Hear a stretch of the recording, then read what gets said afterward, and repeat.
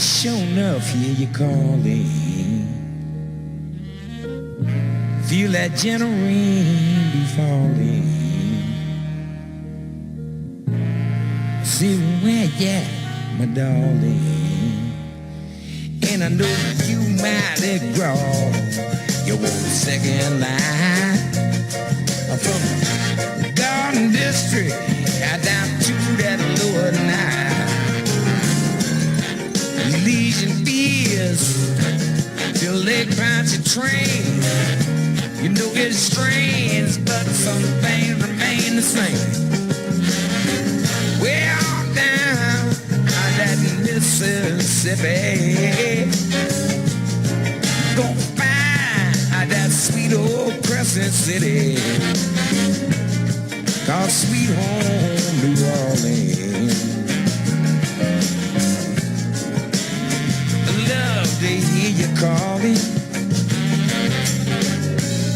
and feel the gentle rain be falling. I love to hear where you at, my little darling. Right up pretend you hear a little funky piano. Buy you St. John and take you right down to South Louisiana. Creole and a Cajun got gumbo cooking in the pot. From Mid-City down to Old St. Rock. Just love that city that cab forgot. Sweet on, sweet on, sweet on, New Orleans. Music in it, everywhere. From Bourbon Street down to the Trummy. Body growing engine on kind of a day.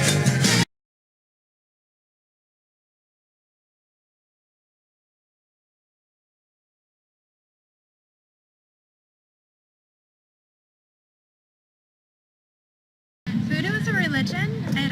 Catholicism stemmed off of voodoo and paganism back in the day. Voodoo is all used for positive transfer of energy for karmic purposes.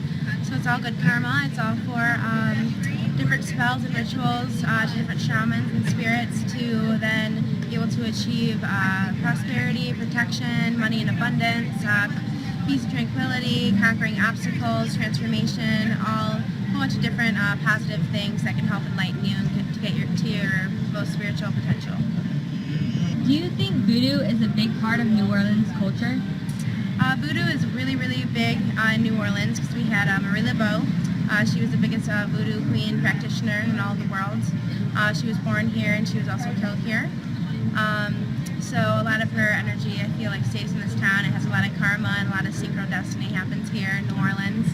She has this town really protected, you know, with her being buried about 4 blocks down the street. Yeah. Are there any voodoo myths that you think are very prominent in New Orleans culture? Yes, a lot of the myths that I tend to see on TV, whether it be American Horror Story or whether it be the media in general, they talk about voodoo in a very negative aspect with the stick and poke things. That's not even, that's nothing to do with voodoo. That's a completely made up thing. Voodoo dolls that we have here are all blessed by different spiritual practitioners from all over the world, and they're blessed for positive things, like I said, like protection, peace and love, conquering obstacles, money and abundance. It's all for positive things. It's an individual doll to yourself that you bless, pray with. You know, you give them a name, keep them in your room, and it's supposed to keep you safe and keep you protected, depending on which voodoo doll you go for. Is voodoo a mainly evil religion, or do you think that is a myth? That is definitely a myth. Voodoo is all used for karmic purposes, so it's all for good, positive, spreading positive energy, doing spells and ritual work to help others achieve their fullest potential, whether it be they want money and abundance in their life or whether they need protection from whatever, because there are, you know, there's demons and there's, you know, good, just anywhere you are. Is sacrifice a big part of voodoo, or is that a myth as well?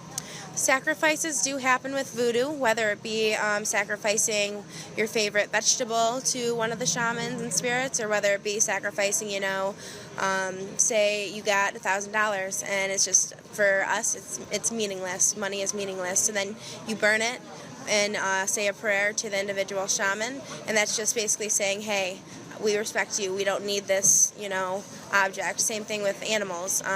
If they do sacrifice animals, it is all for draining the blood, not eating the meat, and having that animal be for the individual shaman. And as much as it might come off as evil or bad, it's really all it's doing is showing your love for the individual shamans. How many spiritual shamans are there in voodoo? There's many, because Catholicism did stem off us. We have Saint Joseph, Saint Francis, all of the saints that they have, along with we have Alea, we have Papa Legba, we have probably around 12 different shamans that are all used for, some of them are for swift change, some are for conquering obstacles, one's for transformation, one is crossroads, one is the conqueror of iron will and fierce protection.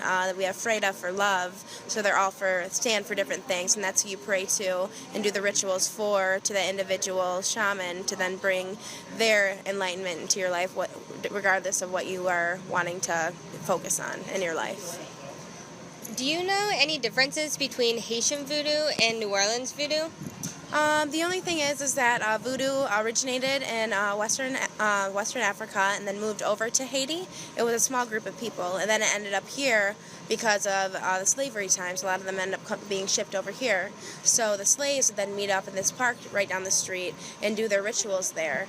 All of the owners of the slaves, whatever, they would, they were thinking that they were trying to plan an escape route, when really they were just doing their rituals to protect themselves and to also, protect other people that are here, that came over involuntarily, over here to America. Do you know how a voodoo ceremony works? I do. I don't do them personally, but it's just a setup of candles, different herbs and flower blends, different oils, and different rituals that you say out loud. That is it's a different language, so it's something that you speak to, and you speak to bring out these individual shamans and have them bless the individual items that you are trying to bless, whether it be a spell or whatever it may be.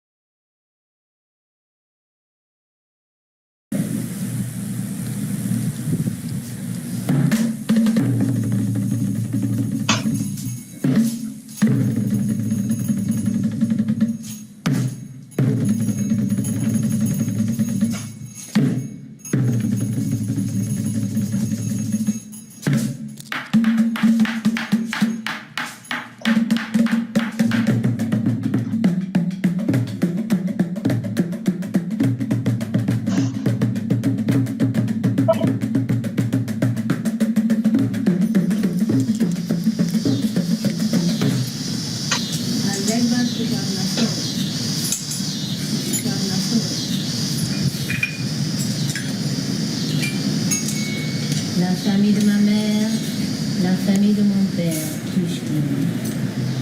Haché, Aqua, Chabarunzi.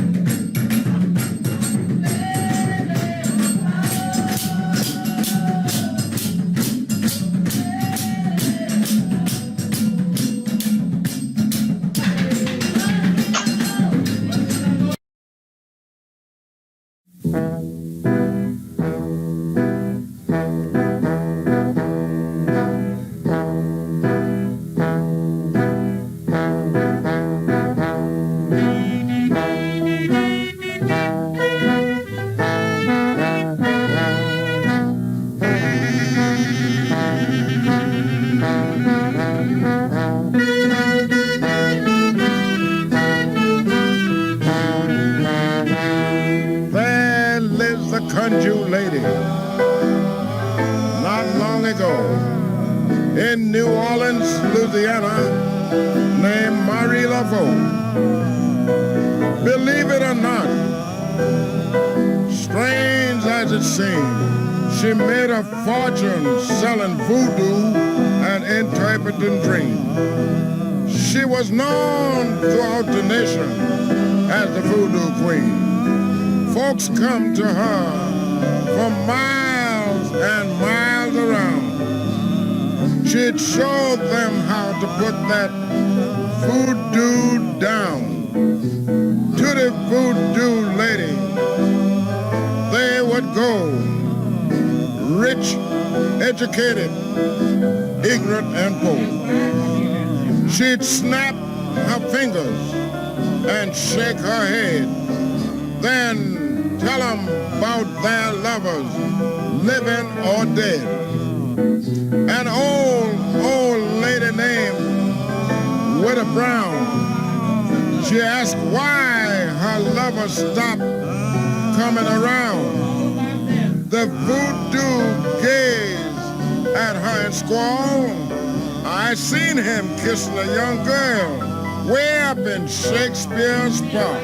Hey!